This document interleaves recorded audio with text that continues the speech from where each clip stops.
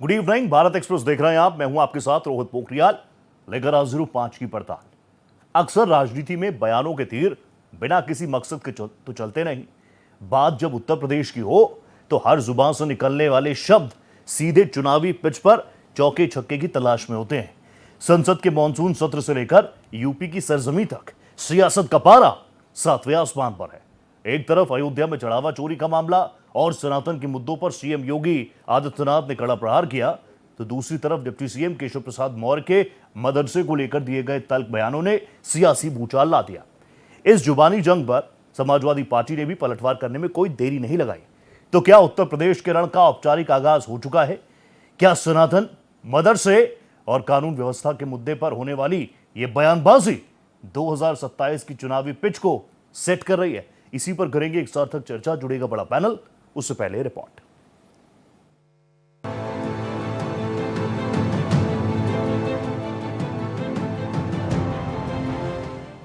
देश की राजधानी दिल्ली से लेकर उत्तर प्रदेश के सियासी गलियारों तक जुबानी जंग का पारा 7वें आसमान पर है।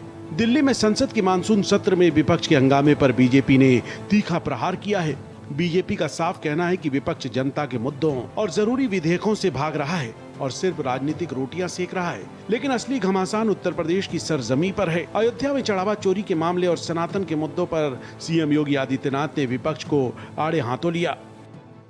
जो अपमानजनक व्यवहार सदन के अंदर समाजवादी पार्टी का था, वो अत्यंत निंदनीय है और शर्मनाक भी। संवैधानिक संस्थाओं का अपमान करना इस समाजवादी पार्टी का शौक और सगल है। इन्होंने हमेशा से इनका लोकतांत्रिक मूल्यों पर कभी विश्वास नहीं रहा है। हम सब जानते हैं कि हल्ला बोल जिस पार्टी का मुख्य उद्देश्य रहा हो, वो लोकतांत्रिक कैसे कही जा सकती है। वहीं यूपी के उप मुख्यमंत्री केशव प्रसाद मौर्य के एक बयान ने सूबे के सियासी तापमान को और बढ़ा दिया। मौर्य के उस बयान के बाद राजनीति में भूचाल आ गया, जिसमें उन्होंने मदरसों को लेकर तल्ख टिप्पणी की। इस बयान ने सत्ता पक्ष और विपक्ष के बीच जुबानी जंग को और तेज कर दिया है। डिप्टी सीएम के बयान पर समाजवादी पार्टी ने भी तुरंत पलटवार करने में देर नहीं लगाई।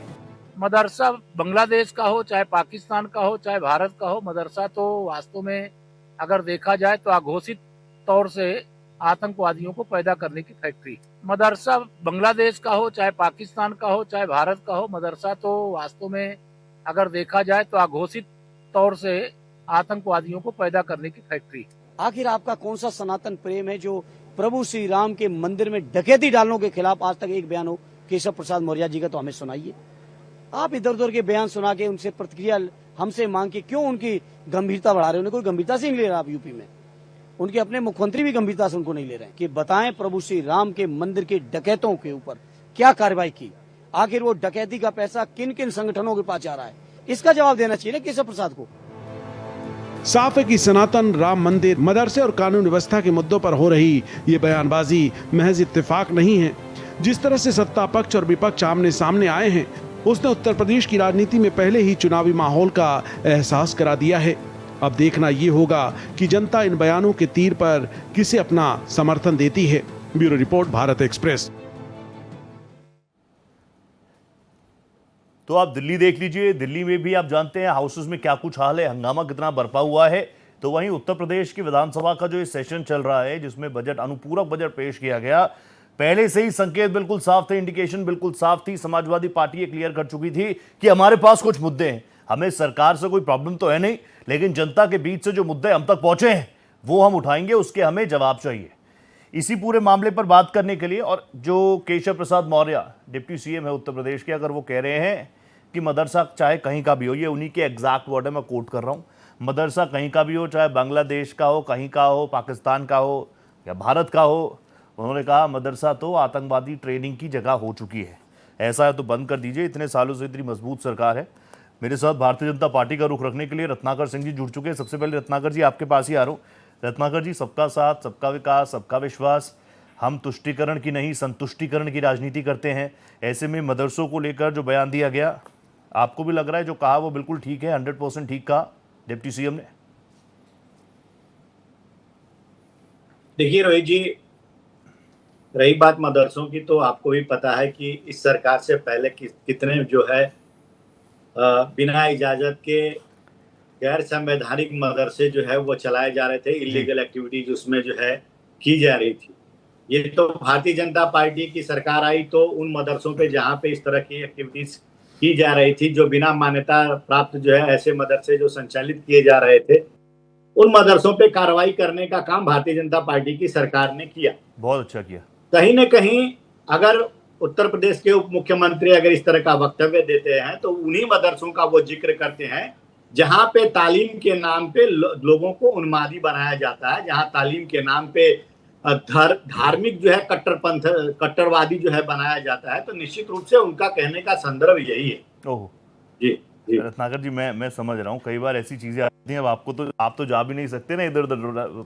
केशव प्रसाद मौर्य तो कह देंगे गाड़ी स्टार्ट करो और चलो आगे, बहुत बात हो गई। मेरे साथ मोहिंदर जी भी जुड़े हैं, लेकिन रत्नाकर जी मैं फिर कहूँगा, रत्नाकर जी, देश के मुसलमानों को, हमारे देश के मदरसों को पाकिस्तान बांग्लादेश के साथ कंपैरिजन करना मुश्किल तो नहीं होगा आपको ये सब डिफेंड करना? मोहिंदर जी तुरंत आ रहा हूँ। नहीं, देखिए मैं आपको पहले भी बताया कि जो इलीगल मदरसे जो चल रहे थे हमारे यहाँ पे, हाँ। उन मदरसों में किस तरह की एक्टिविटीज जो है वो ऑपरेट की जा रही थी, हाँ। उन मदरसों की तुलनात्मक दृष्टिकोण से उन्होंने दूसरे देशों के मदरसों के बारे में कहा। वहां पे दूसरे देशों के मदरसे में भी कट्टरपंथ जो है सिखाया जाता है, आतंकवादी बनाए जाते हैं, लोगों को उन्मादी बनाया जाता है। तो ऐसे मदरसे जहाँ पे इस तरह की तालीम दी जाती है, निश्चित रूप से उनके कहने का संदर्भ यही था। मैं आपको एक और चीज कहना चाहता हूँ कि देश में ऐसे भी मदरसे हैं जहाँ पे अच्छी तालीम भी दी जाती है, जहाँ पे साइंटिस्ट भी निकलते हैं, जहाँ पे बहुत सारे काबिल जो है लोग निकलते हैं, लेकिन बहुत सारे मदरसे ऐसे भी हैं जहाँ पे धर्म के आड़ में गलत कार्य जो है का संचालन वहां पे किया जाता था। ऐसे मदरसों का जिक्र जो है उप मुख्यमंत्री जी ने किया। ओके मोहिंदर जी नमस्ते कर रहा हूँ, गुड इवनिंग कर रहा हूँ। मोहिंदर सर, अब देखिए, मैंने तो पूछा पहला सवाल ही कि भैया आप लोग तो संतुष्टिकरण की बात करते हैं, ऐसी कांग्रेस पार्टी है, पुरानी पार्टी है, सबसे ज्यादा वक्त तक देश सेवा, क्योंकि आप कहते हैं सत्ता में हमने सेवा ही करी, देश सेवा करने वाली पार्टी है, वो करती है तुष्टिकरण। हम तो संतुष्टिकरण पर विश्वास करते हैं। अब जो डेफिनेशन बताई है रत्नाकर जी ने, वो तो ठीक ही लग रही है। हाँ रोहित जी नमस्कार। नमस्ते सर। आज कई दिन बाद रोहित आया हूँ यार, बड़े स्मार्ट लग रहे हो बहुत। तो thank you sir, thank you. Beauty lies in the eyes of the beholder. मैंने पूछा था, मैंने कहा रोहित जी के साथ मजा आएगा, थोड़ा टाइम ज्यादा देते हैं मुझे। तो मेरे को ना आज बड़ा मजा आ रहा है यार, ये बीजेपी के लोगों को देख के। जिस चैनल पे भी जा रहा हूँ मैं, वो एक राजेंद्र नाथ, मुकरी, जॉनी वॉकर, ये लोग हुआ करते थे। अब ये सारे के सारे स्क्रीन पे यहाँ आ गए। अब देखो, बड़े मजे की चीज देखो आप, जब किसी को हराना हो तो उसकी ट्रॉफी उतार ली जाती है। ट्रॉफी उतार लो मतलब बंदा हार गया। इनकी बीजेपी की बांदीपुर में ट्रॉफी उतर गई। इनका जो जनरल सेक्रेटरी बनाया आदमी, प्रेसिडेंट बनाया जो आदमी, जिसको टॉप पोजीशन पे लाए, और वो सीट ऐसी थी कि साहब हम तो हारेंगे ही नहीं। तो भाई वहां ये हार गए, इनकी ट्रॉफी उतर गई। जिस आदमी की ट्रॉफी उतर जाए वो फिर अपना सिर खुजाता हुआ घूमता है, ट्रॉफी ढूंढता कहाँ है मेरी। बची खुची जो काम थी वो मध्य प्रदेश में पूरा हो गया। मैं बड़े बड़े चैनल के लोग तीसरे दिन में सुना करता था, आज पब्लिक ओपिनियन करा लीजिए, मोदी जी इतने नंबर पर हैं, इतने नंबर पर बढ़ गया। आज कोई ओपिनियन नहीं कर रहा। देखो बॉस, एक सीधी सादी बात समझ लो, मैं सीरियस बात करता हूँ जी। देश के अंदर आप अगर देखें तो अमेरिका के अंदर 2 बिल्डिंग्स के ऊपर हवाई जहाज से उड़ा दिया गया था। आज तक ऐसा कोई आतंकवादी धमाका आज तक नहीं हुआ दुनिया में कहीं भी, उससे बड़ा। वहां इलेक्शन लड़ने वालों ने एक दूसरे को कभी पाकिस्तानी या कभी ये नहीं कहा कि ये इस्लामीकरण वाला है या ये दूसरे वाला है, देश का दुश्मन है। वो अपनी आंतरिक बातें करते हैं, देश की पॉलिटिक्स पे बात करते हैं, इकोनॉमिक्स पे बात करते हैं, एम्प्लॉयमेंट पे बात करते हैं, सारी चीजों पे बात करते हैं। उसके ऊपर जनता वोट देती है। ठीक है, वेरी फेयर। जो जीत के आता है अपना काम करता है और सारा साल पूरा देश उसका साथ देता है। अब हम वहां पर यहाँ जाए, हमारे जितने भी विपक्षी पार्टियां हैं, सारी पाकिस्तानियां हैं, सारी मदरसे वालियां हैं, सारे मुसलमान हैं, सारे एंटी हिंदू हैं, सारे अगर हिंदू भी हैं तो मंदिरों में नहीं जाते हैं। अरे यार, मेरी एक बात समझ में नहीं आती। एक बात रोहित, मेरी बात को बड़ा सीरियसली सोचना। मैं इकोनॉमिक्स का बंदा रहा हूँ, फाइनेंशियल इंस्टीट्यूशन का बड़ा अफसर रहा हूँ मैं। इस देश में आज इतनी बुरी कंडीशन है, मैं खुद भुगतभोगी हूँ। अस्पताल चले जाओ, सरकारी में नंबर नहीं, प्राइवेट में लूट लेंगे। इंश्योरेंस है, वेरी गुड, पूरा इंश्योरेंस लपेट लेंगे। प्राइवेटाइजेशन है, जबरदस्ती आईसीयू में पड़े रहेंगे आप। नंबर 1। Number 2, schooling. एक अभी गुड़गांव के मियाँ बीबी हैं नए यंग, उन्होंने कहा सर मैं दूसरा बच्चा नहीं करूंगा क्योंकि मुझे पता है मेरे बच्चे की फीस और सारा खर्चा 2 लाख 3 लाख रुपया पर मंथ आएगा आने वाले 5-6 साल के बाद। Okay sir. स्कूलिंग का ये हाल हो गया है। हाँ। ये देश जो है, आप मतलब सड़कें बनाए जा रहे हो, दिखाए जा रहे हो, आप इंफ्रास्ट्रक्चर करे जा रहे हो। आप अगर 100 रुपया कमाते हो रोहित, तो सारा पैसा क्या रसोई का सामान खरीदने में लगा देते हो? आप डिस्ट्रीब्यूट करते हो ना 100 रुपए को, कि भाई मेरे घर में खाने का सामान है, दवाइयों का है, बच्चों की फीस है, सारी चीज। हमारा देश जो एक इकोनॉमिस्ट चला रहा था, 40 साल तक डॉक्टर मनमोहन सिंह ने देश की इकोनॉमी को चलाया है। खाली प्रधानमंत्री नहीं, वो member secretary to the planning commission रहे, प्लानिंग कमीशन के हेड भी रहे, फाइनेंस सेक्रेटरी भी रहे, फाइनेंस मिनिस्टर भी रहे। और 91 में जो उन्होंने चमत्कार किया था वो देखा था। आप ये देखिए कि हिंदुस्तान में आज की डेट में 2 ही काम हो रहे हैं, पेट्रोल और सड़कें। पेट्रोल और सड़कें। जहां दिल्ली में कहीं जरा सा कंजक्शन होता है, यहाँ फिर बुला दिया। आज मैं आता हूं, अपनी बात पे आता हूं। देखिए, बीजेपी और कांग्रेस में जो बेसिक फर्क है ना, वो बेसिक फर्क इसका है कि हम संविधान के जो सिद्धांत को हम मानते हैं कि यहाँ हमारे यहाँ सारे हिंदुस्तानी हैं, हम सब हिंदुस्तानी हैं। ठीक है। उसमें चोर बदमाश सब भी, कौन चोर किस धर्म का है हमें लेना देना नहीं, चोर चोर है, जो आतंकवादी है वो आतंकवादी है, किसी भी धर्म का हो। हाँ।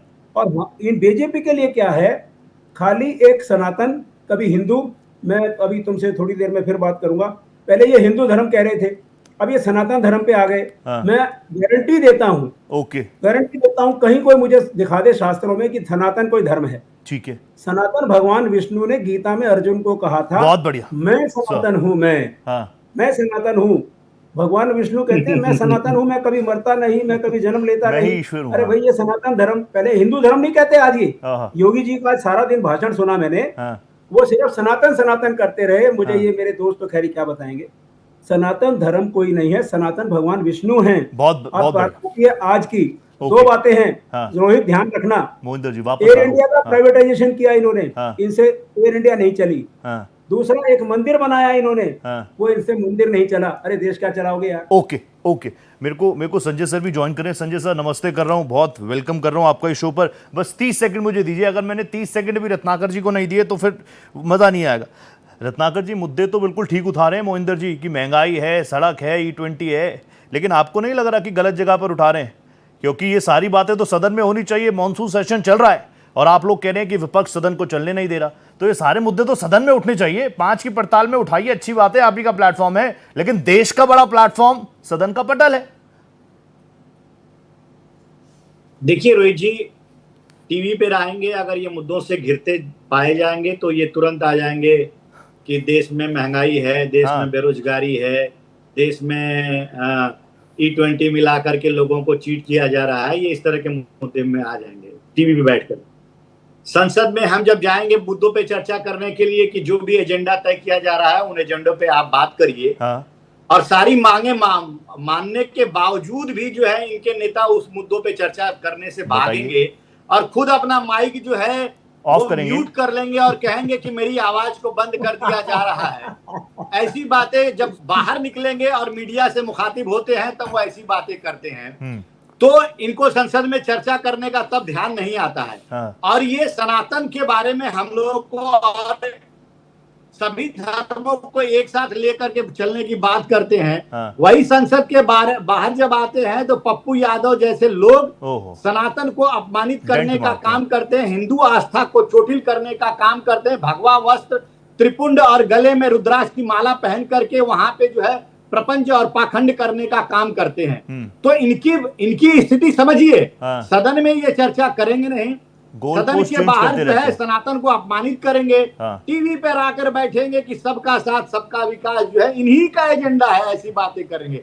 अरे भाई, अभी ये कह रहे थे कि यूएस जो है वो इस तरह की बातें नहीं करता। मैं बता दूं, यही यूएस है जो पाकिस्तान का प्रधानमंत्री जब उनके देश में जाता है तो पूरा कपड़ा उतरवा के चेकिंग करता है भाई। वो यूएस है वो, ये आप समझिए। और वो यूएस है जो इस्लाम धर्म को मानने वाला अगर कोई वहां पे वीजा के लिए अप्लाई करता है तो कितनी मशक्कत करनी पड़ती है, तब जा करके उसको वीजा मिलता है या नहीं मिलता है वो भी उसके भाग्य पर निर्धारित होता है। ओके। और तीसरी बात कहना चाहूंगा जी सर। महेंद्र जी, मैं तो बहुत अध्यात्म से अंदर तक जुड़ा हुआ हूं, आज अच्छा लग रहा है।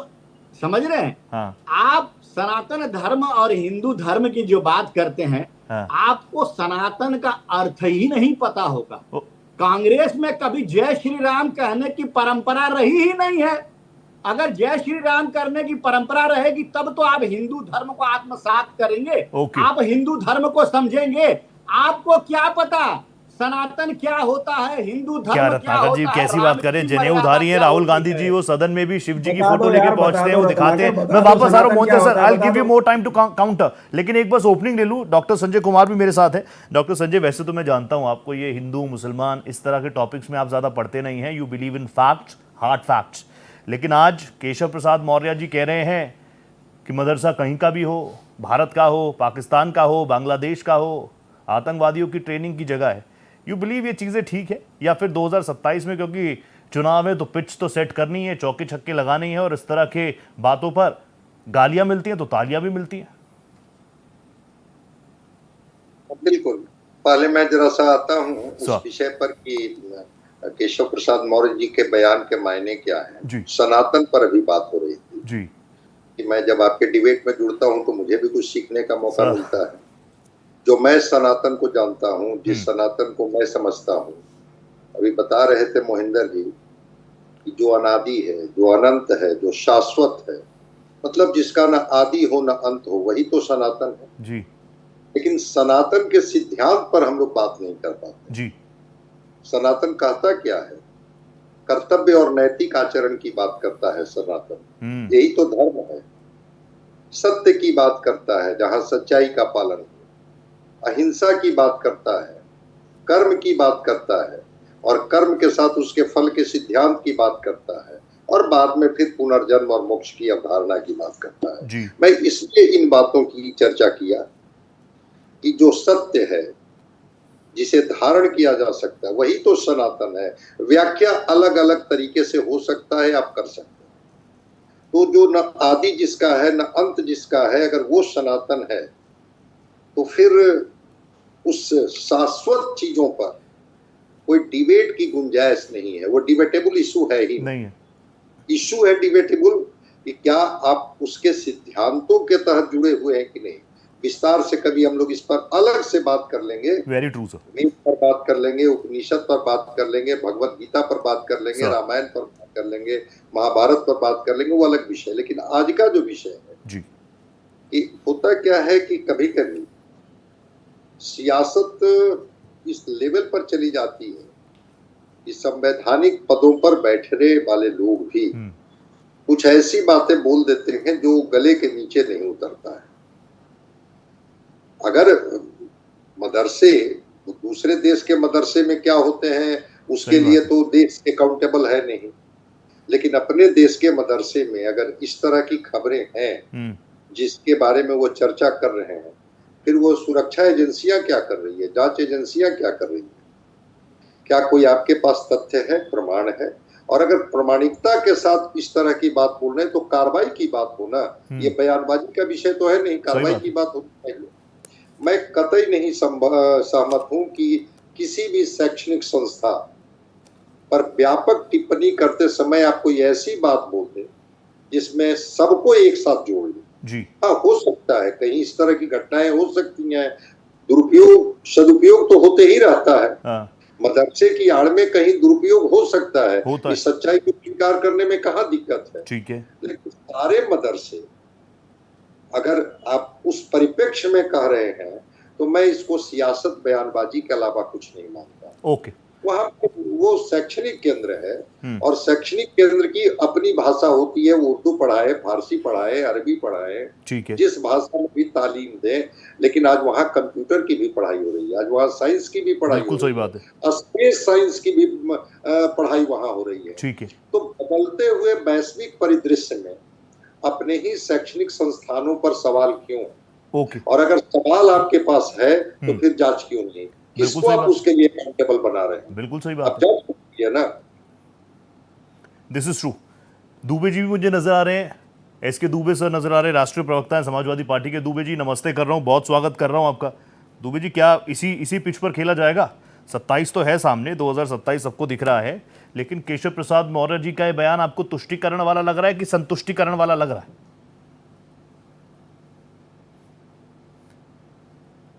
रोहित भाई, दुबे जी, आपका भी लुक्स बदल गया है, ऐसा दिखाई दे रहा है। या तो मैं काफी दिन के बाद आ रहा हूँ। हाँ थोड़ा ये हो बदला सर, सकता लुक्स है, बदले थोड़े। या लुक्स बदल दिया है सर ठीक है, बधाई इसके लिए भी कम से कम।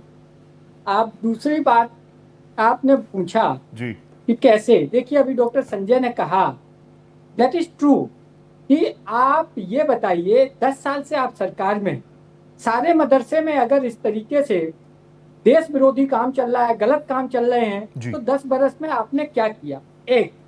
दूसरा, अभी तस्वीर नसरीन को आपने देखा होगा, कोलकाता के लिए शायद आ भी गई हैं, कोलकाता में आ गई। आपने किसके, हाँ, आपने अगर बुलाया और उन्होंने क्या स्टेटमेंट दिया?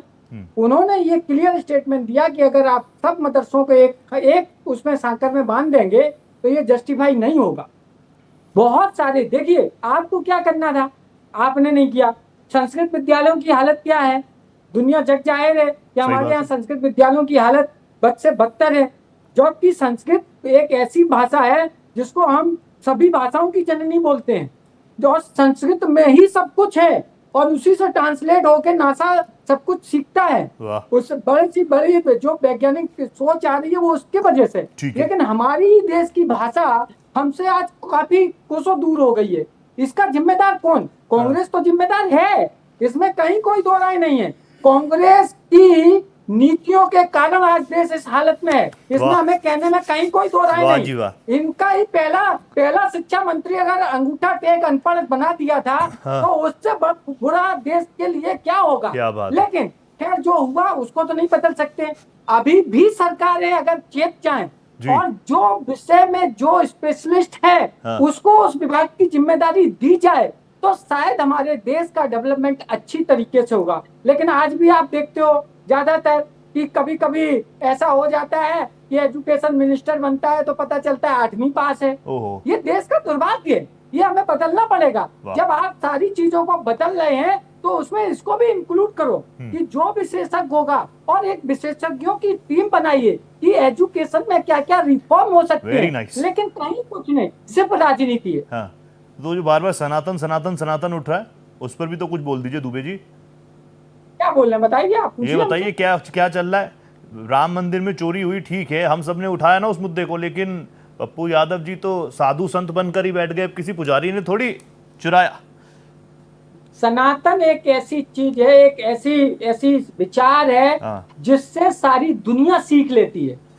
ये सनातन किसी से सीख नहीं लेता है, ये शायद जिनको मालूम हो या ना मालूम हो वो भगवान। लेकिन मेरी अगर आप कहें कि एक सेंटेंस में डेफिनेशन क्या होगी, तो मेरे अकॉर्डिंग सनातन की डेफिनेशन एक है कि जिससे सारी दुनिया सीख ले वो सनातन। अब उसको आप अपनी तरफ से डिफाइन करते रहिए, उसमें हमें कोई दिक्कत नहीं। लेकिन पप्पू यादव ने जो किया, मैं पप्पू यादव की जगह होता तो शायद भगवा ना पहन के मैं भारतीय जनता पार्टी का चोला पहनता और ये करता, तब जायज था। लेकिन उन्होंने जो किया वो उनकी दिमाग है, उनका बुद्धि है, वो करें। हमें उस समय मेरे तो राष्ट्रीय प्रमुख जो हैं, प्रमुख महासचिव, उन्होंने क्लियर कहा है कि भाई पप्पू ने जो किया वो गलत किया है। ये हुई बात। तो हम तो उन्हीं के टाइम पे चल रहे हैं। वाह मोहिंदर जी, एक छोटा सा रिएक्शन दे दीजिए। रत्नाकर जी तुरंत आ रहा हूं। अब उन्होंने तो बता दिया कि जब कांग्रेस ने नींव ऐसी डाली, अभी दुबे जी ने कहा, मैं रिपीट नहीं करूंगा, मोहिंदर जी। हाँ रोहित जी, बड़ी मजेदार चीज की मेरे दोस्त ने, समाजवादी पार्टी वाले ने, दुबे जी ने, कि भाई सनातन का तो मतलब अलग चीज है। मैंने जो पूछा था कि सनातन धर्म है कि नहीं, इस पे जवाब हमारे बीजेपी वाले ने नहीं दिया, मुझे लेक्चर दे दिया। देंगे अभी रत्नाकर। सनातन आप नहीं जानते। अब मैं कहता हूँ देखो, ये मदरसे हैं या जहां बुलडोजर चला, जब बुलडोजर चला आपको तभी पता लगा कि ये अनऑथोराइज है। अरे भाई, उससे 10 साल पहले बनी हुई प्रॉपर्टी थी, वो गई किसी के घर में, किसी मोहम्मदन के घर में चोरी कर दी किसी ने, या किसी मोहम्मदन लड़के ने कोई चोरी की, वारदात कर दी, रेप कर दिया, तो सुप्रीम कोर्ट ने भी कहा कि भाई उसे पकड़ो ना, उसका घर तोड़ने का क्या मतलब। फिर उन्होंने निकाला कि साहब वो घर इसलिए तोड़ रहे कि अनऑथोराइज था। तो अनऑथोराइज तुम्हें आज पता लगा है उस लड़के के कर्तव्य करने के बाद। तो ये तो सब कहानियां हैं। जहां तक आपने deputy chief minister Keshav Prasad की बात की। देखिए, दो बातें समझ लीजिए, पप्पू यादव ने शुद्ध राजनीति की है, शुद्ध राजनीति, क्योंकि बीजेपी ये चाहती थी कि जो ये राम मंदिर का मुद्दा है ये इतना भयंकर हो चुका था कि साधु संत भी उसके अंदर झगड़े में आपस में आ चुके थे। इन्होंने इस मुद्दे को, ये टीचर वाले जो पेपर लीक का मामला है, इससे उठवा करके दबाने की कोशिश की। वो इनके लिए भस्मासुर बन गया, क्योंकि वो तो मुद्दा वाकई में बड़ा सेंटिमेंटल था। 18 साल का बच्चा, 19 साल का बच्चा, आपने देखा होगा 13 साल के बच्चे भी आ गए अपने स्कूल के बाहर, स्कूल बंद कर दिए लोगों ने। तो ये मुद्दा ऐसा बन गया। आपको थोड़ा सा याद होगा, यूपी में 2024 के जब एमपी के इलेक्शन हुए, उससे पहले सीआरपीएफ के 45,000 वैकेंसी का पेपर लीक हुआ था। 50 लाख लोग उसमें उन्होंने एग्जाम देने के लिए किया था। 50 लाख का मतलब समझ लीजिए एक घर के 2 आदमी, मतलब 1.5 करोड़। 1.5 करोड़ लोगों ने वोट नहीं दिए इनको। तो यूपी में इनकी सीटें कहाँ गई एमपी की? वाह जी वाह, ये 240 पे रह गए। अगर नीतीश कुमार को ना पटाया होता तो सरकार घुस गई थी और नीतीश कुमार प्राइम मिनिस्टर होते। आज वो बेचारे दिल्ली में बैठ के सपना देख रहे हैं, यार उस समय में प्राइम मिनिस्टर बन गया होता। खैर, एनीवे, बात ये आ रही है कि देश को चलाना है या देश को बरगलाना है। बीजेपी ने 12 साल के अंदर सिर्फ और सिर्फ देश को बरगलाया। अब मैं बहुत सीरियस बात कह रहा हूं आपसे, आप टीवी चैनल पे हैं, 2G और कोलगेट के ऊपर आपने 3-3 महीने बहस की है टीवी पे।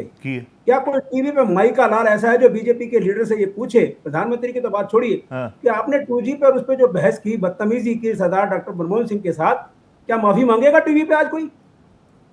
मेरे कांग्रेसियों से भी मुझे शिकायत है। राहुल गांधी को प्राइम मिनिस्टर के घर पे जाना चाहिए कि 2G के अंदर मनमोहन सिंह जी के ऊपर जो आपने इल्जाम लगाए थे, माफी मांगिए। इतना बकवास की 2G कोलगेट। सीबीआई ने खुद कहा है कोर्ट में कि हमारे पास कोई सबूत नहीं है। ओके, ये सब सबूत अपने माथे पे लेके घूम रहे थे। अब बात आती है बरगलाने की, 15 लाख 2 करोड़ जॉब, ये सब तो हट गई। अब रोहित, मेरे से सुन लो, आप ध्यान से सुन लो। बिहार में हारना, टोपी उतरना, मध्य प्रदेश में हारना और गुजरात की हार, मैं इसलिए कहता हूं कि कांग्रेस ने वह मेहनत ही नहीं की। मेरे कांग्रेसी साथियों से, राहुल गांधी से मुझे यही शिकायत है कि आप गुजरात में सत्ता तक पहुंच गए थे 2 टर्म पहले विधानसभा में, आपने मेहनत बरकरार नहीं रखी है। वो सारे लड़के जो है पटा के ले गए। गुजरात में लोगों को यह लगता है कि हम कांग्रेस को वोट देंगे लेकिन एमएलए फिर बिक जाएगा। ये जो खरीद फरोख्त चल रही है रोहित, इस पे बोलो कुछ। आप हार जाते हो कोई बात नहीं, एमएलए खरीद लेंगे, एमपी खरीद लेंगे। सारे एमपी महाराष्ट्र के, सारे एमपी आपके, सारे एमपी इसके, सारे एमपी ये साफ गोई तो अच्छी लगी सर मोहिंदर जी, साफ गोई अच्छी लगी कि आप बोल रहे हैं कि चलो मंदी है, हाँ कुछ कमियां हैं कांग्रेस में, संगठनात्मक तौर पर कमियां हैं, उस पर काम करना चाहिए। यूपी बिल्कुल सामने है। मुझे नहीं पता कि मदरसों से क्या निकल रहे हैं, क्या नहीं निकल रहे, कि सनातन में क्या हो रहा है, क्या नहीं हो रहा, लेकिन मुझे पता है कि क्योंकि 27 में यूपी का चुनाव है, इसलिए सब कुछ है। रत्नाकर जी, मिठाई खिलाऊंगा, ये चीफ मिनिस्टर बनेगा लड़का अखिलेश यादव। कौन सा लड़का? आज लिखवा लो। कौन सा लड़का sir? Akhilesh Yadav? Akhilesh Yadav chief minister बनेगा। और जितने ये आज बकवास कर रहे हैं मदरसे तोड़ने वाले, क्या सारे जेल में मिलेंगे, सारे जेल में मिलेंगे। रत्नाकर जी, अच्छा, रत्नाकर जी, मुझे रोहित जी ये चीज नहीं समझ में आती है कि हमारे मोहिंदर भाई को पॉलिटिकल एनालिस्ट होना चाहिए। अच्छा, क्योंकि ये मुख्यमंत्री बना रहे हैं अखिलेश यादव को, और वहीं पे अजय राय जो है वो कह रहे हैं कि हम आधी सीटों पे चुनाव लड़ेंगे। उसके बाद कौन मुख्यमंत्री बनेगा वो जीतने हारने के बाद तय किया जाएगा। तो भाई आज इन्होंने डिक्लेयर कर दिया, तो ये तो अपनी पार्टी लाइन से कुछ अलग ही बात करते हैं। दूसरी बात मैं ये कहना चाहूंगा, इन्होंने बहुत सारी चीजों को कहा है, मैं तो लिखा हूं, अगर मुझे समय देंगे तो मैं पूरा समय आपका है, शो आपका ही। और बताइए। इन्होंने कहा, अभी उपचुनाव के बारे में चर्चा कर रहे थे और बहुत इम्फेसाइज कर रहे थे उसको कि अब जो है देश की हवा बदल रही है, बीजेपी जो है बरगलाने में 12 साल में ये किया, तो अब लोग को जो है, अरे भाई उपचुनाव था, उपचुनाव जो है लोकल मुद्दों पे लड़ा जाता है, लोकल समीकरण सेट करके जो है वो लड़ाई लड़ी जाती है। उपचुनाव पे राष्ट्रीय मुद्दों का कोई असर नहीं होता। अगर राष्ट्रीय मुद्दों का असर होता तो हम गुजरात में जो सीट जीते हैं वो जीतते नहीं। और ये आरोप आपका लगाना बिल्कुल निहायत गलत है कि वहां पे लोग जो है जानते हैं कि ये जीतने के बाद भाजपा में मिल जाएगा इसलिए जिताते नहीं है। बिल्कुल गलत है। अगर इस तरह लोगों को लगता है तो वो नोटा पे जाके एक ऑप्शन है, वहां पे भी वोट दे करके और अपने नाराजगी दिखा सकते थे।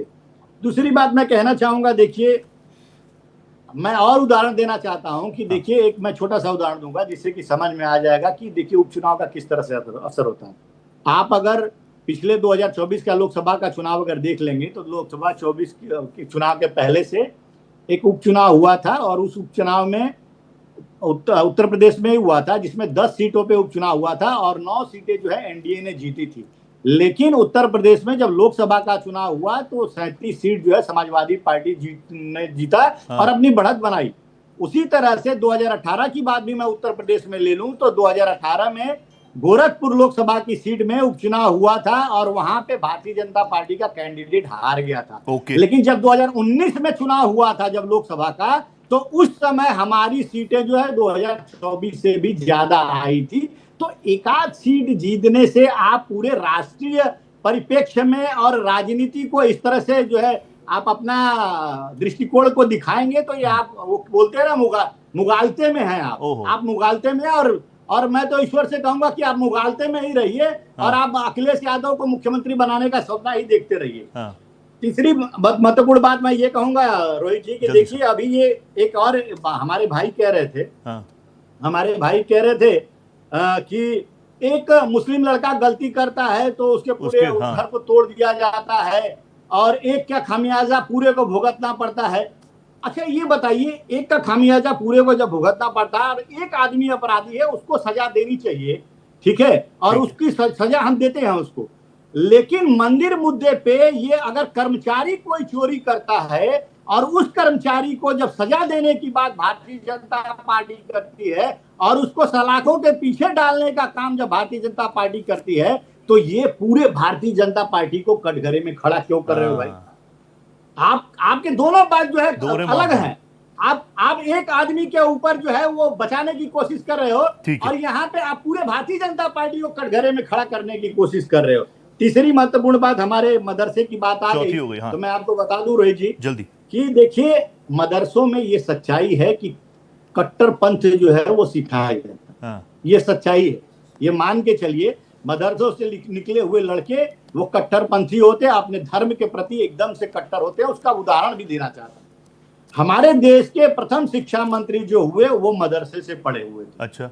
और मदरसे से पढ़े होने के कारण हमारे देश में जब इतिहास जो है बच्चों को पढ़ाने के लिए कौन कौन से महापुरुषों के इतिहास उस किताब में संकलित किए जाएंगे, ये जब बात आई तो उन्होंने मुगलों का इतिहास एक पीढ़ी से आने से लगाकर अंतिम बादशाह तक उन्होंने उसको पढ़वाया बच्चों से। हमारे महापुरुषों का इतिहास क्यों नहीं पढ़वाया भाई? ये बताइए। अगर वो मदरसे से नहीं पढ़े होते, अगर सामान्य शिक्षा लिए होते, लेकिन अब तो रत्नाकर जी आपने बदल दिया ना, को भी उसमें उस किताब में संकलित किए रहते और कहते कि भाई ये महापुरुषों ने देश के लिए जो है वो काम किया है और हमारे समाज को सुधारने का काम किया है। वो सब इतिहास क्यों नहीं आप पढ़े? निश्चित रूप से यह दर्शाता है कि मदरसे में कट्टरपंथ सिखाया जाता है और इस कट्टरपंथ को रोकने के लिए हमने बहुत सारे अमेंडमेंट किए हैं, बहुत सारे इलीगल एक्टिविटीज को खत्म किए हैं। वही जो है केशव प्रसाद मौर्य का कहने का वही तात्पर्य है। अच्छा जी, बहुत सारी चीजें चेंज की, इसलिए धर्मेंद्र प्रधान के खिलाफ वो ये सारा ड्रामा भी रचा गया। मैं ऐसे कई एक्सपर्ट्स को सुन रहा था जो ये इस दिशा में भी जा रहे हैं कि मुगलों के चैप्टर कम किए गए, महाराणा प्रताप, छत्रपति शिवाजी महाराज, संभाजी महाराज इनका पढ़ाया, इसलिए टारगेट पर आ गए। मोहिंदर जी मैं जान रहा हूं आप कुछ कहना चाह रहे हैं, लेकिन दुबे जी यूपी चुनाव पर आइए अब थोड़ा। इसीलिए तो नहीं आ रहे मदरसा, हिंदुत्व, ये सारी चीजें इसलिए तो नहीं आ रही? 27 बिल्कुल सामने है। देखिए आप ये जानते हैं कि भारतीय जनता पार्टी चारों जगह घूम के आती है और लास्ट में वो कहाँ पहुंचती है? हिंदू और मुस्लिम पे। इसके अलावा उसके पास कोई चारा ही नहीं है और इसीलिए जब लास्ट में जाएगी और वो फिर उस तरीके से ध्रुवीकरण की स्टार्ट करती है। लेकिन मैं आज का टाइम, आज का समय, आज का दिन आप लिख लो, ये भारतीय जनता पार्टी को 2027 उल्टा होगा, उल्टा। और सरकार मेरी बन रही है, आपको मैं चैलेंज के साथ कह सकता हूँ, दावे के साथ कह सकता हूँ कि कोई भी सरकार नहीं रोक रहा है। क्योंकि मैं नहीं कह रहा हूँ, ये जब हम गांव में जाते हैं ना, लोगों से मिलते हैं तो लोग बोलते हैं। और मैं दावा करता हूँ, आप मेरी बात नहीं, आपका कोई रिपोर्टर हो मेरे साथ भेजो और वो जहां बताए यूपी में चले और बात करे तो आपको उसका रिजल्ट मिल जाएगा कि यूपी की जनता क्या चाहती है। इससे ज्यादा बड़ी बात और क्या मैं कहूँ, आप जानते हैं। ओ वाह, ठीक है। संजय जी मुझसे संवाद कीजिए आप। संजय जी ये मदरसा, क्योंकि 2027 के पीछे आ रहा हूँ, रत्नाकर जी तुरंत आ रहा हूँ, क्या यूपी चुनाव वापस उसी दिशा में आगे बढ़ रहा है? क्योंकि ये बात तो सही है, लोकसभा चुनावों में समाजवादी पार्टी ने शानदार प्रदर्शन किया था, उसके बाद इनका अपना एनालिसिस रहा होगा, कहां कमी रह गई? देखिए, चीजों को केवल एक पक्षीय नहीं रखना चाहिए। जब सिलेक्टिव होकर के चीजों को आप एनालाइज करेंगे तो फिर थोड़ा सा ये होता है, ये इतिहास लिखने वाले शिक्षा मंत्री नहीं होते हैं, इतिहास लिखने वाले इतिहासकार होते हैं। यस। और हाँ, इससे मैं सहमत हूं कि लेफ्ट के लोगों ने जरूर इतिहास लिखा और अपने तरीके से लिखा, इस सच्चाई से मैं पूरी तरह से सहमत हूं। लेकिन लेफ्ट के लोगों ने लिखा, इसको आप किसी के साथ कनेक्ट कर देंगे, किसी के साथ जोड़ देंगे, इससे भी मैं सहमत नहीं। हाँ, जितनी अपनी बातें होनी चाहिए थी, अपनी बातों को कहीं ना कहीं से थोड़ा सा किनारे किया गया, उतना स्पेस उनको नहीं दिया गया जितना स्पेस जो आक्रमणकारी थे हमारे यहाँ, आक्रांता हमारे यहाँ थे, जिन्होंने कई वर्षों तक हमारे देश में शासन किया। अब उनके प्रशासनिक व्यवस्था, उनकी आर्थिक व्यवस्था, अब अलाउद्दीन खिलजी की बाजार नियंत्रण की नीति पढ़ के बच्चे क्या करेंगे? लेकिन जो लिख रहे थे वो लिख रहे थे उस समय का जो परिस्थितियां थी, उस परिस्थिति में उसने जो मार्केट पॉलिसी बनाई थी, उस मार्केट पॉलिसी को उन्होंने लिखा। थोड़ा एग्जेगरेशन तो है, इस सच्चाई को मैं स्वीकार करता हूँ, लेकिन इससे भी मैं नहीं सहमत हूँ। अब ठीक है, इतिहास की समीक्षा समग्रता में होनी चाहिए। नेहरू ने जो इस देश को दिया ना, मैं कोई कांग्रेसी नहीं हूँ और ना मैं कोई बीजेपी से जुड़ा हूँ, लेकिन उसने जो दिया इस देश को, शायद कोई प्रधानमंत्री इस देश को दे पाएंगे, चाहे आप उनकी जितनी आलोचना कीजिए। उन्होंने आधुनिक भारत दिया है नेहरू ने, नासा उन्होंने दिया, IIT उन्होंने दिया, बड़े बड़े डैम उन्होंने दिया, इंडस्ट्रियलाइजेशन उन्होंने दिया, मॉडर्न टेम्पल ऑफ इंडिया दिया। आप उनको सिरे से नकार देंगे कि उनके मंत्रिमंडल में, काउंसिल ऑफ मिनिस्टर्स में जो शिक्षा मंत्री थे, चूंकि उनकी पृष्ठभूमि ये थी, इसलिए उन्होंने इतिहास को ऐसे लिख दिया, मैं इससे सहमत नहीं हूँ। एक दूसरी बात, दुबे जी की एक बात से मैं सहमत हूँ। उन्होंने जो कहा कि जो हमारी वैदिक भाषा है, संस्कृत है, और संस्कृत के साथ वो न्याय नहीं हो पाया जो न्याय उसके साथ होना चाहिए। बिल्कुल मैं सहमत हूँ। वो केवल नासा की भाषा नहीं है, मॉडर्न साइंस की भी भाषा है। AI आया है ना, AI के मैक्सिमम शब्द संस्कृत से लिए गए हैं, मैं सहमत हूँ। लेकिन ये भी मैं नहीं कह सकता हूँ कि मदरसे में आतंकवादी पैदा हो। सही है। किसने कह दिया कि मदरसे में आतंकवादी पैदा होते हैं? अगर संस्कृत स्कूल में नहीं आतंकवादी पैदा होते हैं तो मदरसे में आतंकवादी कैसे पैदा होते हैं? उनकी भाषा हो सकती है अलग अलग, समझा जा सकता है। बता रहा हूँ कि अगर कोई कॉन्स्टिट्यूशनल पद पर बैठे हुए व्यक्ति हैं तो कोई बात प्रामाणिकता के साथ उनको कहनी चाहिए। सियासत के लिए, बयानों के लिए, ध्रुवीकरण के लिए आपको बोलने की आजादी है, आप बोलिए। लेकिन जब मौलिकता पर आप जब आएंगे और मूल सिद्धांत पर जब आएंगे तो मदरसों ने भी इस देश को साइंटिस्ट दिया। मतलब मैं ये सोच रहा हूँ, डिप्टी सीएम ने कहा है तो उनके पास वो हार्ड फैक्ट्स होने चाहिए। दुबे जी, मैं ये पूछ रहा हूँ कि चलिए भारतीय जनता पार्टी तो तुष्टीकरण की राजनीति कर रही है, लेकिन मान लीजिए आपके उप मुख्यमंत्री साहब के पास ऐसे फैक्ट्स हैं, ऐसे डॉक्यूमेंट्स हैं जो उनकी बातों को और डॉक्यूमेंटेड कर दे, स्ट्रॉन्ग कर दे, तो मदरसों पर कार्रवाई होनी चाहिए कि नहीं होनी चाहिए? देखिए, मंदिर हो, मदरसा हो, चर्च हो, गुरुद्वारा, अगर देश के खिलाफ कोई एक्टिविटी चल रही है तो उस पर कार्रवाई होनी चाहिए। ठीक है, उसके लिए कोई मना नहीं करेगा। बताइए। कोई भी हिंदुस्तानी नागरिक इस बात से कभी डिनाई नहीं करेगा या ना नहीं करेगा कि देशद्रोही एक्टिविटी में शामिल किसी व्यक्ति को छोड़ दिया जाए, क्योंकि ये चीज तो सरासर गलत है, कानून गलत है, संविधान के तहत गलत है। तो आप, लेकिन फिर बात घूम फिर के वहीं आ जाती है। अभी एक और चीज कि इतने सालों से आक्रांताओं के नाम जो थे, उनने मुगल रोड, फलाने रोड, ये देश के नाम रखे जाते हैं हमारे। आपको शायद रोहित जी नहीं मालूम है कि नहीं, आई डोंट नो, 7.5 लाख से ज्यादा हमारे जो देशवासी थे वो आजादी के लिए शहीद हुए। क्या सरकार ने कभी ये कोशिश की कि ये 7.5 लाख लोग किस किस गांव से थे, किस किस शहर से थे? काश अगर उनके नाम से उनके गांव का नाम रख दिया जाता तो हमारी आने वाली पीढ़ी बरसों बरस उनको याद रखती कि नहीं, ये नाम जो है वो किसी मेरे देश का स्वतंत्रता सेनानी थे उसके कारण था। लेकिन नहीं, देखिए इसमें ये नहीं है, बीजेपी की भी सरकार रही है, कांग्रेस की भी सरकार रही है, दोनों दोषी हैं। और बीच में न कांग्रेस था न बीजेपी था, ऐसी भी सरकारें रही हैं। तो कहने का मतलब देखिए, जब आप बात देश के प्रति करते हैं वहाँ पार्टी से बिहोन भी चाहिए। पार्टी में जब आएंगे तब आप राजनीति करेंगे, चाहे भारतीय जनता पार्टी हो, चाहे हम हो, चाहे बसपा हो, चाहे कांग्रेस हो, कोई भी हो। लेकिन आपने देश को क्या दिया? अभी डॉक्टर संजय बोल रहे थे कि उन्होंने IIT दिया, IIM दिया, वो दिया, लेकिन बेसिक ढांचे कितना खोखला है देश का, ये कभी सोचा गया कि कम से कम वो जो चीज, देखिए ये सब चीजें बेकार है। देश में अगर मर्डर हो, देश में आतंकवादी पनपे, देश में माहौल खराब हो, तो IIT और IIM क्या करेंगे भाई? क्या करेंगे? सही बात है। जब तक हमारा माहौल दिल्ली में ब्लास्ट हुए तो डॉक्टर ही निकले थे ना। दुबे जी आपकी बात बिल्कुल शानदार जानदार है। दिल्ली में ब्लास्ट हुए डॉक्टर ही निकले थे ना, तो पढ़े लिखे थे इसका मतलब है ना। लेकिन मुझे एक बात है, एक इमेज भी तो होती है दुबे जी, एक इमेज भी तो होती है। जैसे विद ड्यू रिस्पेक्ट, हमारे मुलायम सिंह यादव जी को क्या बोलते थे? मुल्ला मुलायम। अखिलेश यादव को कभी मौलाना अखिलेश, कभी अखिलेशुद्दीन, ये सब भी तो कहा जाता है। हम इसको राजनीति से काउंट करते हैं, हम इसको राजनीति मानते हैं। ये राजनीति है, राजनीति में तो ये सब, राजनीति में सब चलता है, हम उन्हें कह सकते, हमें बोलते हैं। लेकिन उस पर भी दुबे जी आज सही है, एकदम बढ़िया है। आज आप बिल्कुल फैक्ट्स पे बात कर रहे हैं, no politics. Nice. Okay Mohinder ji, अब मोहिंदर जी आप बोलेंगे। अब मोहिंदर जी, हाँ मुझे बताइए आपकी क्या तैयारी 2027 के लिए? रोहित जी एक छोटी सी बात समझिए, कभी राहुल गांधी या किसी और के कांग्रेसी के मुंह से इतना मुस्लिम मुस्लिम मुस्लिम सुना है जितना बीजेपी वाले गाते रहते हैं? इनके ना साइकोलॉजिकल थोड़ी डिस्टरबेंस है।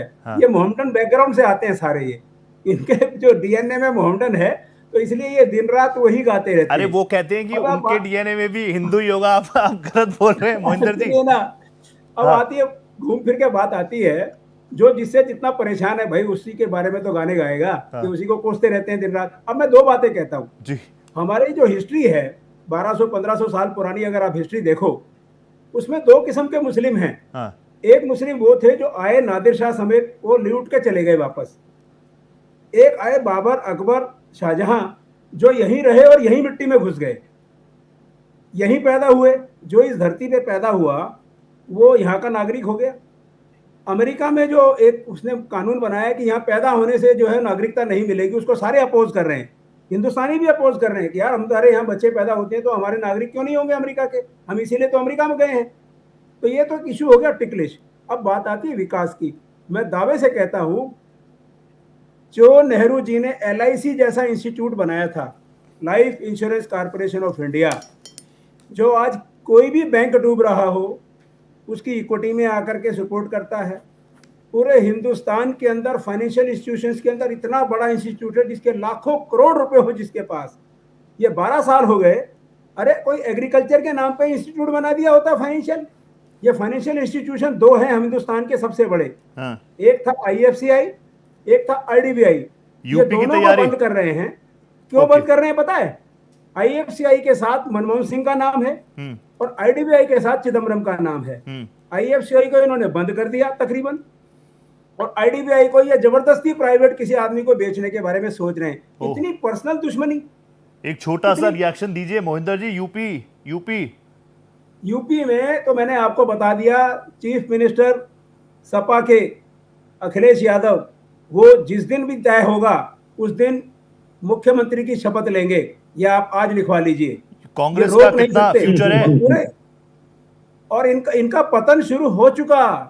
ये लाख कितना ही करते रहे, इनका पतन शुरू हो चुका। रत्नाकर जी, थोड़ा सा इन लोगों को 2 बार आपने मौका दिया, मुझे उसके बाद एक बार अभी मौका दिया है आपने, तो बहुत सारे प्रश्न हैं इनके और उसका जवाब मैं देना चाहता हूँ। देखिए एक कॉमन जो है प्रश्न इनका, मोहिंदर जी का और समाजवादी पार्टी का है कि इस बार निश्चित रूप से लिख के देते हैं, देख लीजिएगा, ये तमाम जो है दावा कर रहे हैं यहाँ बैठकर।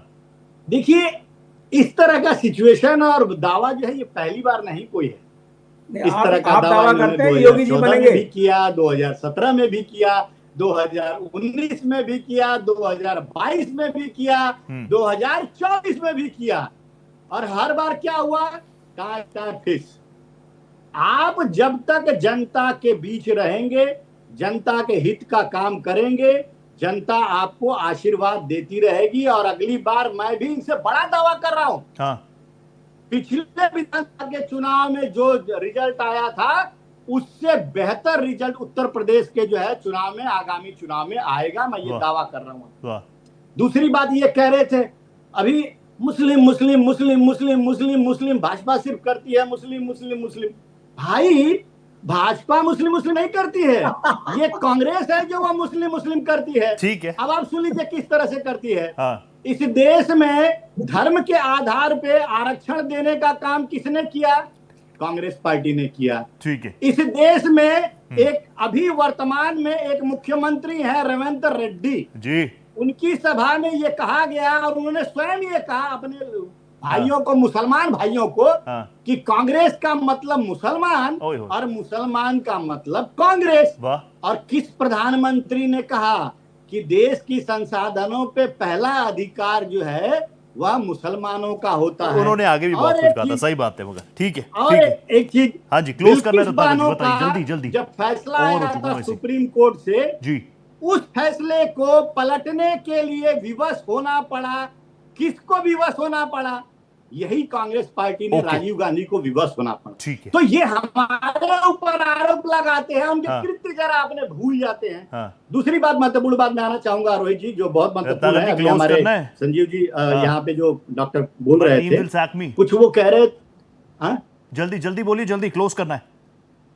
जी जी, वो नेहरू के बारे में प्रशंसा कर रहे थे। निश्चित रूप से हमारे पूर्व प्रधानमंत्री हैं और उनका जो है वो सम्मान होना चाहिए। लेकिन मैं आपको एक उदाहरण के माध्यम से कहना चाहता हूं कि एक व्यक्ति होता है जो एक अपनी संतान को कुपोषित जो है वो बढ़ाता है, कुपोषण का शिकार हो जाता है, वो बढ़ता है। दूसरा व्यक्ति होता है जो उसको अच्छे से मिलता है सारी चीजें, तो वो पौष्टिक खाता है आहार और बलशाली होता है। अब ये बताइए, चाइना जैसा देश जो हमारे बाद आजाद हुआ, अब तो हाँ, ये सारी बातें हो गई है, ये सारी बातें हो गई है रत्नाकर जी। फिर भी मैंने चाहा कि आपको मैं ज्यादा वक्त दे दूं, लेकिन ठीक है। लेकिन अब यहां से बदलाव, और जो डिप्टी सीएम ने अगर कहा है, मैं ये मान रहा हूं कि अगर डिप्टी सीएम कह रहे हैं तो उनके पास फैक्ट्स होने चाहिए और एक्शन होना चाहिए। योगी जी तो एक्शन के लिए जाने जाते हैं, बीजेपी एक्शन के लिए जाना जाती है। फिर अगर कोई कुछ कहे तो उनको एक्सपोज कीजिएगा। वेरी सॉरी डॉक्टर संजय, मैं आपके पास नहीं आ पाया क्योंकि वक्त इतनी इजाजत दे रहा है, लेकिन आगे भी मोहिंदर जी आऊंगा वापस। अभी तो यूपी की शुरुआत ही करी है मैंने, आगे भी आप ही जुड़ेंगे। फुल मौका आप लोगों का, आप ही लोगों का शो है, लेकिन आज मेरे को यहां पर क्लोज करना पड़ेगा।